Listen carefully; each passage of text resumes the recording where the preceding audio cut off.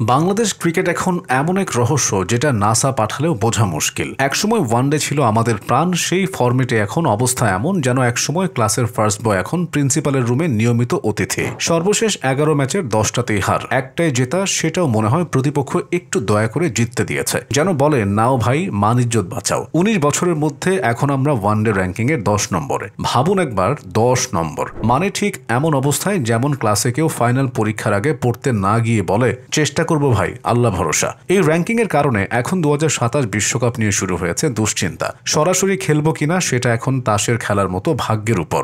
নিয়ম হলো ২০২৭ সালের ৩১শে মার্চ পর্যন্ত যদি বাংলাদেশ সেরা ৯ দলের মধ্যে থাকতে না পারে তাহলে বাছাই পর্ব খেলতে হবে। আর মজার ব্যাপার, যদি দক্ষিণ আফ্রিকা, যারা বিশ্বকাপের সহ আয়োজক, তারা যদি ৮-এর বাইরে যায় তাহলে আমাদের থাকতে হবে সেরা ৮-এ। মানে হিসাবটা এমন যেন কেউ বলে তুমি পাশ করবে কিনা সেটা তোমার হাতে না, পাশের ছেলের মার্কসের উপর নির্ভর করছে। এখন প্রশ্ন, বাংলাদেশ কিভাবে এই অবস্থা থেকে বের হবে? উত্তর হলো আল্লাহ জানে। কিন্তু একটা জিনিস নিশ্চিত, আগামী ১.৫ বছরে আমরা এত ওয়ানডে খেলবো যে খেলোয়াড়রা হয়তো একদিন বলবে স্যার একটু বিরতি দেন, এত হারতে ভালো লাগে না। আগামীতে মোট ৮ সিরিজে ২৪টা ম্যাচ খেলবে বাংলাদেশ। আফগানিস্তানের কাছে তো ইতিমধ্যে সিরিজ হেরে বসে আছে, এখন সামনে ওয়েস্ট ইন্ডিজ। যদি ওদের ৩-০ ব্যবধানে হারাতে পারে, যেটা এখন কল্পবিজ্ঞানের মতো শোনায়, তাহলে ৯-এ উঠবে। ওয়েস্ট ইন্ডিজ সিরিজ শেষ হতেই আবার পাকিস্তানের বিপক্ষে মাঠে নামবে বাংলাদেশ। তাদের বিপক্ষে খেলার মানে হলো আপনি পরীক্ষায় গিয়ে প্রশ্ন দেখে বুঝলেন পর অংশ তো সিলেবাসে ছিল না। এরপর New Zealand, Australia, Zimbabwe, Ireland, Bharat ও দক্ষিণ আফ্রিকার বিপক্ষে খেলবে বাংলাদেশ।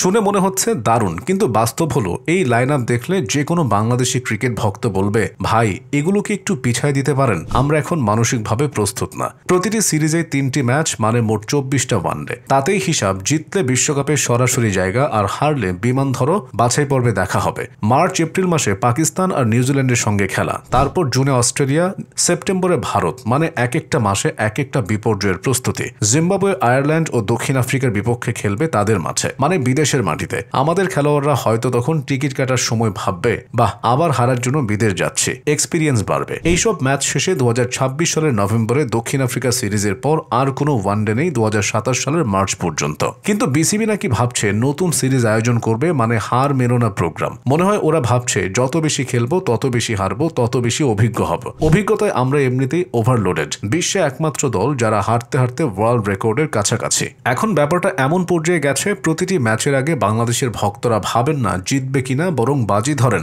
আজ কে আউট হবে প্রথমে। বাংলাদেশের ফ্যানদের কষ্ট বুঝতে হলে ম্যাচের সময় তাদের মুখ দেখলেই হয়। কেউ টিভির সামনে বসে আছেন, মনে আশা আজ কিছু একটা হবে। হ্যাঁ, হয়ও বটে, তবে সেটা উইকেটের পতন। খেলোয়াড়দের পারফরমেন্স এমন পর্যায়ে মনে হয় যেন ওরা ক্রিকেট না, কমেডি শো করছে। কেউ বল মিস করলো, কেউ রান নিতে গিয়ে মাঝপথে থেমে গেল, কেউ এমন ক্যাচ ফেললো যে বলটা গরম আলু। আর শেষে প্রেস কনফারেন্সে আসে সেই বিখ্যাত সংলাপ, আমরা চেষ্টা করব ইনশাল্লাহ। এইটা এখন বাংলাদেশের অফিসিয়াল স্ট্র্যাটেজি প্ল্যান।